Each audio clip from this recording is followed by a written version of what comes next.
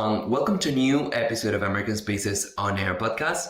My name is Juan Miguel, your host, and this is brought to you by Instituto Chileno Norteamericano de Santiago, American Academy of Science and Technology of Universidad de EEUU, the American Spaces Network in Chile, and the United States Embassy in Santiago. The purpose of this podcast is to share information and knowledge about science, technology, engineering, arts, and mathematics. And that's why we have a very special guest with an interesting background. Her name is Karolina. She's an American space psychologist passionate about human factors, graduated from the City College of New York, linked to NASA projects with experience in robotics and space launch systems, sustainable agriculture, and deep space habitat design necessary for human welfare on future space missions. Hi, how are you? Hi, Juan Miguel. Thank you for having me on this podcast. Welcome to American Spaces On Air, our 41st edition. It's a pleasure to have you. I've heard a lot about you. Oh, well, thank you for having me. I'm really excited to be sharing about space psychology with your audience. Yeah, well, I'm curious, to start off, where are you currently located? I currently live in a town called Monroe, about 45 minutes away from New York City, north. Perfect.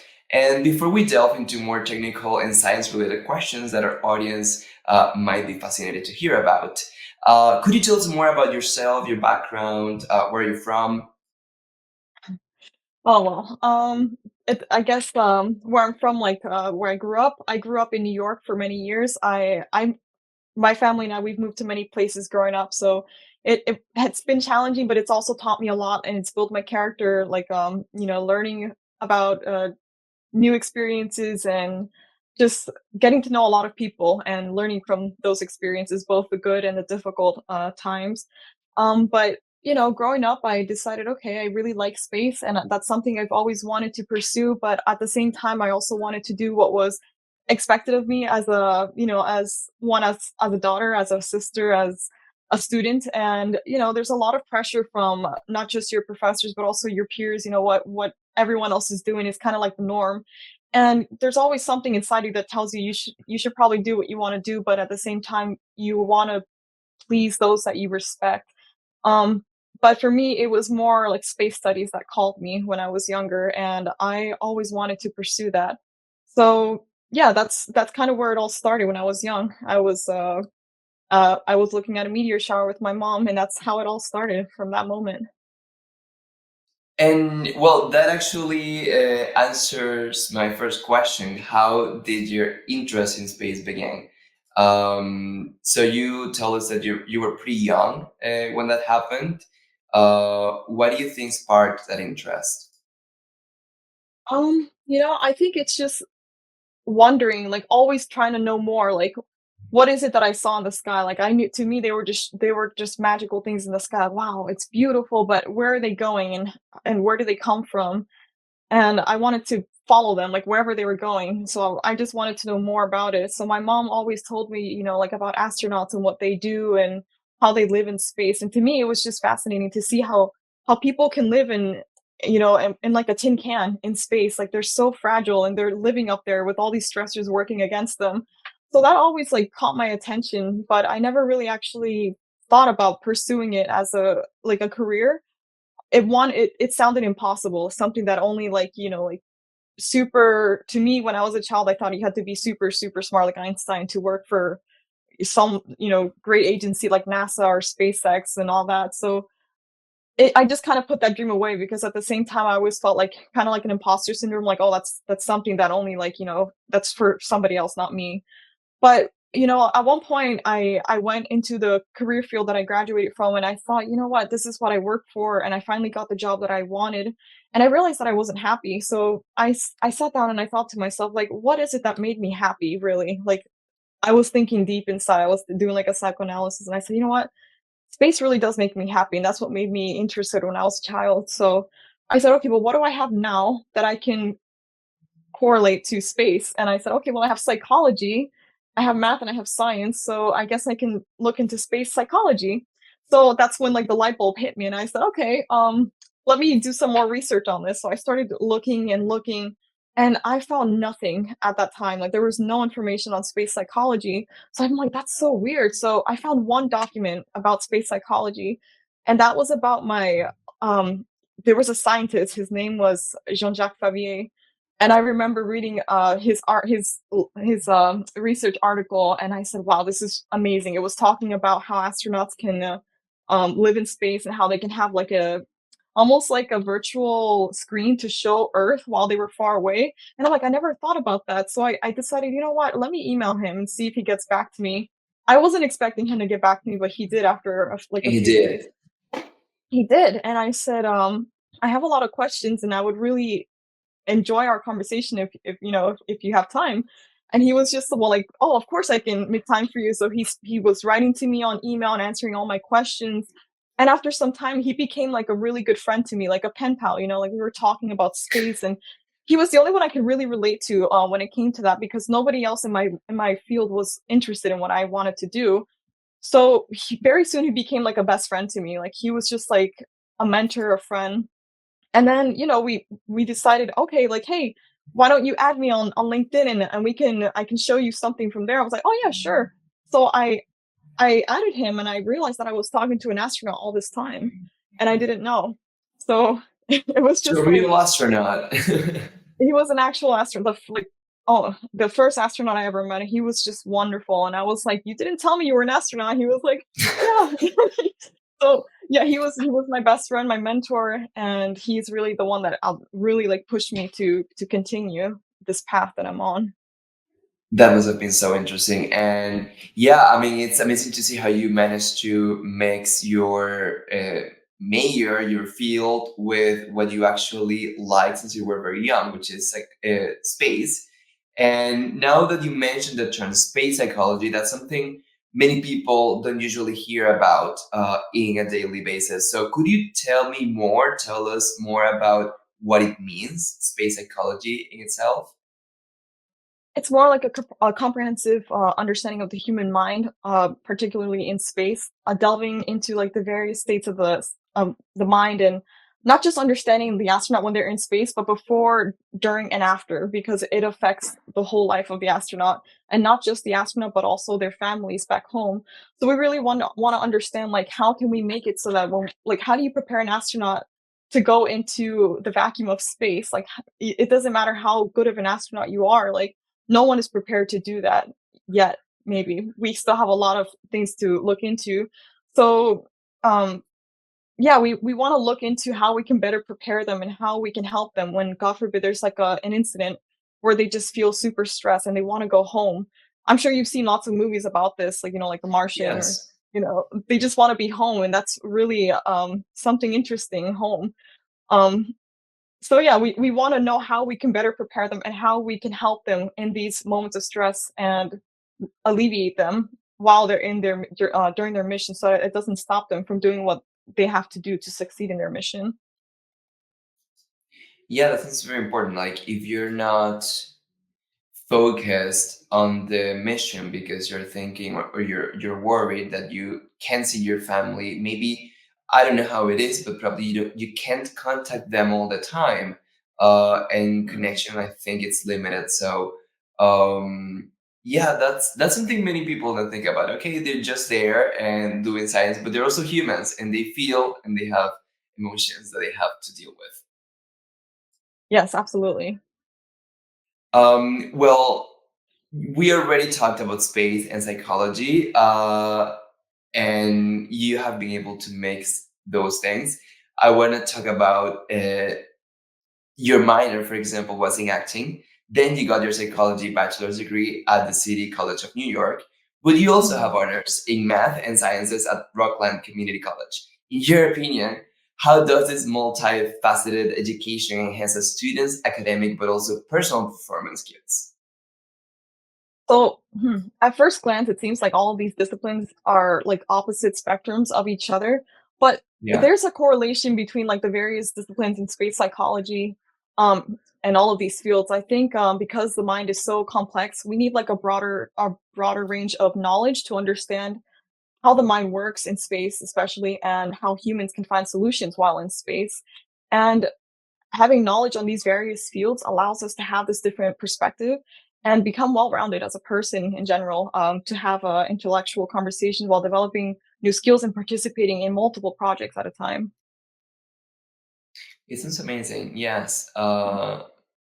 Looking at these different fields, I think it does something to your brain. Like it makes you think faster and more creatively about different solutions you might face in your career life. We know that you have worked as an intern at NASA before. In which projects did you participate in, and what did you learn during that time? So it's a bit confusing what I'm about to say because there's a lot of projects that I participated in. But as an intern, you are hired for one primary project, and that's the project that you're completely focused on. But if you're good at managing your time, you can actually participate in as many projects as you can, as long as your supervisor allows it. So I had in a total, I did like 4 projects with NASA officially, and then Oh, yeah, so you can kinda, like, juggle both if like, all 3 or more even if you have the time to do it. It just takes a lot of discipline. So, I started my first one was called the Mars Sample Return Mission, and that one was more like managing data from, like, the robots, Perseverance, and Ingenuity, and we would take that information and we would put it into layman's terms for all the employees of NASA so that they can see what, there's since NASA is not just it's a space focus, it's also earth science, it's like math, it's a whole bunch yes. of stuff. So, everybody wants to we have to have a good communication system. So we use one way of communicating is SharePoint, where we put all our information and we're able to share with the internal employees. And I'm able to put that information into layman's terms because some acronyms and stuff that I know with my team may not be the same as the information from the other team. So we have to Okay. share that with everybody from interns to NASA executives. So that information is public for the NASA people. And then from there, then all of that information gets published and, for everybody else to understand as well. So that that was my first internship. And so I took on 2 other projects along with that. And here's where it gets a little confusing. The lunar transport modules. There was a second project that I took on, and that was because I was so excited to be at NASA. I just wanted to get my hands on another project to show, like, I can do this. I can do a lot of things. But then, I said, "Okay, I'm gonna apply to this," but they're looking specifically for engineers, and I'm a psychologist, and I do have experience in math and sciences honors, but when they see psychology, they're like, I don't want them to think, "Oh, like, she's not capable," but I wanted to show that I am capable of doing what they can do as well. So I said, "Okay, I want to apply, and I'm gonna reach out to the supervisor." And I thought he was gonna reject me, but he was so, like, nice to me. He said, "Okay, well, I think psychology is very important in the space field, and we would love to have you on our team." And he gave me the opportunity to That's work with these amazing. engineers. Yeah, so it just took like, one question to ask, and a lot of people are afraid to do that because they're afraid of being told no, but really, if you don't ask, you never get the opportunity. So I had that amazing opportunity, working as a human factors psychologist at that time because I didn't know anything about human factors engineering. It's actually because of that project that I was able to find my path in space psychology. So I did that. It was a huge success. I went to another project that was called Graduate Fellowship Moderator. Inspires was the name I remember. And that one was basically looking at applications from all the scientists that applied for funding, and I had to Oh, act as a scribe and moderator and help the scientists see, like, which project had the most significance and why did they have significance and why should we distribute the funds to, a particular group of scientists. And, it was a lot of work, doing that first internship, but it was definitely worthwhile because I got to meet a lot of people, I got to network and make good friends there. So, yeah, that was just the first internship. And then there was, like, the other 4 that came later on, but that took a couple more years. I don't know if you want me to go down the line, but um, I'm actually curious. I think many people might want to know because I don't know if you love space, if you're a scientist in the US. Uh, Mhm. I think it's most people's dream to have an internship at NASA. How do you get that? How do you apply for an internship at NASA? And how, if you could briefly explain to us, how's the process and how did you get it? That was a long time ago. I don't think a lot has changed since I last applied. This was back in 2021 when I first got my internship, but I remember going on the website and looking up NASA internships, and there's 2 types of internships. There's pathways and there's OSTEM. So I applied to the OSTEM internship and I said, "Okay, I don't really know exactly what I wanna do, but I want to participate in something amazing relating to psychology and research and anything like that." So I applied, and after a few weeks, an email saying you were selected or no, you weren't selected. And I tell students, don't be afraid if they say no. Don't think that it's impossible to get in. You have to apply more than once, and that's exactly what I did. So I applied more than once and a lot of times, and I got the internship. And I said, okay, well, uh, this one was like a huge miracle for me because I was praying for something like this to happen, and I really wanted to participate in something just extraordinary, like the Mars sample return mission. When I saw that email, I was like, "Wow, is this real?" Like, Mind I thought it was a blowing. scam. I honestly thought it was a scam when I first saw that the phone call and the voicemail. I didn't answer because I thought it was probably a scammer or something. And then I heard, I was like, headquarters, like that sounds really interesting. So I asked my friend who was working at NASA, and I said, "Can you verify this email or this phone number?" And he verified it for me, and he was like, "It's real. Like, answer the call." So I Wow. did. It was just Take incredible. that call. Yeah, yeah, Uh, so that happened, yeah, yeah. Talking about projects, one interesting project you worked on was related to mechanic design and human factors, developing space assistance for the astronauts called Astrobees. Could you share with us a bit about this project, its name, and what is the link between drones and psychology? Okay, let me try to remember. Okay, human factors engineering. So that one was particularly for the Astrobees, and that's the one where I innovated new ideas for the Astrobee to interact with the astronauts, just come up with a new way for them to be more interactive and be more useful in the space station.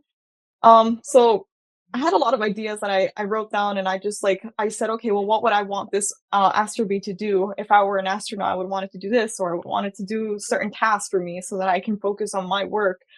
So there's 3 astrobees on the ISS, and they're named Honey, Queen, and Bumble, and they were designed to assist the astronauts in the experimental research that they do.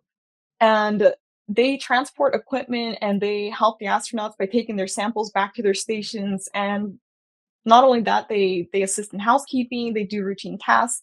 It saves a lot of the astronauts' time, and they also monitor the environment. So they check the air quality, the temperature, keeping a contact with ground control as well. Like if they need help, it does a lot of things, and it's just wonderful to see. Like wow, like we're moving forward because we started out with Spears, and that was the first like astrobee or drone that was on the ISS, and then it developed to astrobees.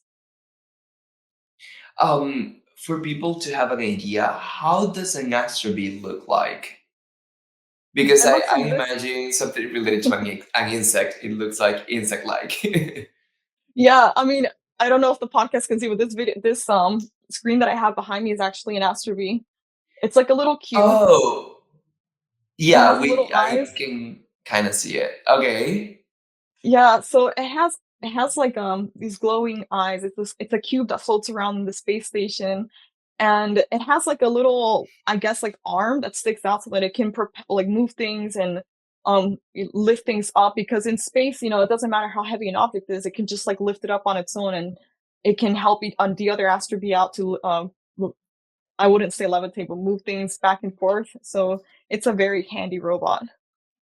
Wow. And would you define it as an astronaut's companion in the International Space Station?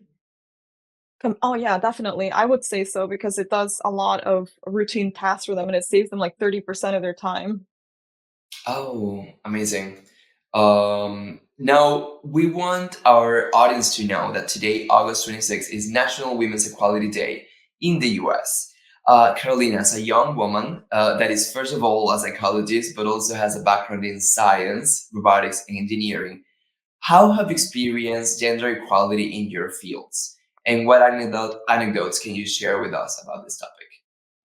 I've experienced both inspiring moments and difficult moments as an intern throughout my journey. So I've seen firsthand the power of female mentorship, and not just female, but male as well.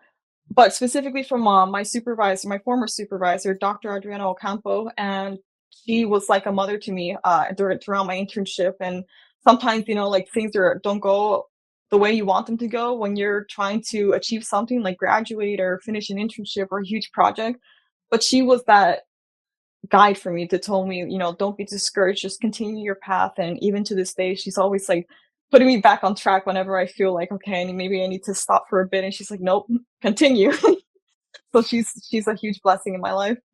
And also in fields like robotics engineering, there's definitely like a gender gap. It becomes a bit more Yes. pronounced. And during one of my projects, I was the only female on the team, and I experienced what it was like being ostracized. In project meetings and emails because I was so young and because I was the only female. So it was a little difficult at first, and I did feel a little like kind of like I wasn't needed in the team, and that was kind of like the imposter syndrome.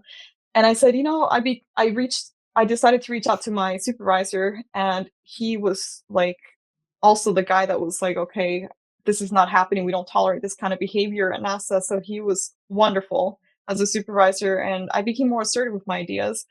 I reached out to him, and his leadership made it possible for me to participate with them and share my ideas. And it took a good leader to listen, and after this, I was finally heard, and I was actually respected by my peers, and they loved my creative designs that I did for them, and we were able to, create this new, like, emergency transport system for future space missions. um, Thankfully you had these mentors and leaders who kind of helped raise awareness among the team that it was important to hear everybody's ideas regardless of their profession, their field, and of course their gender. Mhm. And as you mentioned, there's definitely a gender gap in science, and that's why in American Spaces, one of our goals when we do science related activities, we try to include women as priority, encourage young girls to participate in science projects. Because and also do these activities with women who have already done it, so they feel inspired to follow that path and be aware that it's not a gender or it's not a man's field, to be in science. It's for everybody. And talking about American Spaces, that takes me to something that we didn't mention before, and is that you visited Chile, where I'm talking from right now, during June this year. Where you and you got to know Antofagasta, Santiago, and Talca, which are different regions in Chile, visiting some of our American Spaces, where you gave talks around psychology, engineering, women empowerment, and participating in conversation groups, experts meetings around ecology, and many other activities. Please tell us what brought you to Chile in the first place. Oh, okay, so I earned this opportunity through networking, and I was invited by a scientist to participate in better understanding marine creatures and living fossils of the Atacama. So it was a surprise to me because this is really different from the work that I currently do. And however, I believe that when an opportunity like this arises, it's like I encourage others to take the chance and just enjoy the ride. So my mentor also from NASA was very excited, and when she found out that I was going to Chile, she recommended me to this exciting opportunity of speaking with American Spaces, giving the motivational talks to students and the professors about space psychology with the American Corner. And that's where I had the incredible experience of meeting you guys, Nicole and her amazing team. Amazing. And what did you learn about your work with American Spaces while you were here? I was really blown away by the motivation of the students, how proper they were, and how enthusiastic they were to learn about space. And I was just there's so many things that were just mind blowing to me. I guess it was just like the culture shock too. Like I remember I was talking to the kids one time, and one of them asked me like, "How old are you?" And I said I was 27, thinking, in America, if you say you're 27, they're like, "Oh, you're old. Wow, like that's."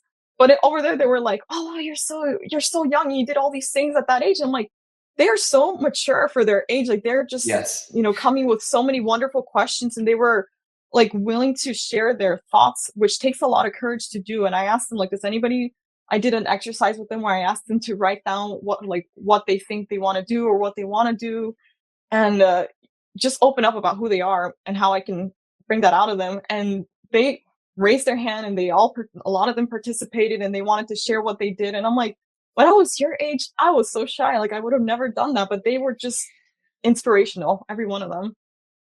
It's so cute when and inspiring when you see these young audiences engage with science related topics. And I think space has been raising interest nowadays in Chile, considering that every day we know more about space thanks to the observatory in the north, ALMA, and yeah, like Chile takes like 55%, around 55% of what we see in space. So yeah, we like and we're proud of saying that we're the capital of astronomy in the world. Oh, wow. um, Of course, you have the Atacama Desert right there. It's amazing what you can see in your backyard. yeah, exactly. Unfortunately, our time is finishing. But before we end this podcast, I would like to ask you if you could share a special message for our young women interested in science who may listen to us. I have 3 points that I would like to share. The first is networking, traveling, attending conferences, taking time to hear someone else's story.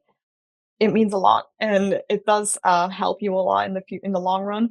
I emphasize networking as a very powerful skill, by learning different disciplines to converse both informally and intellectually with other groups, from artists to scientists. The second point, putting yourself out there, showing the world who you are and what you're passionate about, because it can be hard sometimes to come out of your comfort zone and your shell and say, "Oh, like I don't want to, you know, public speak, or I don't want people to criticize my work."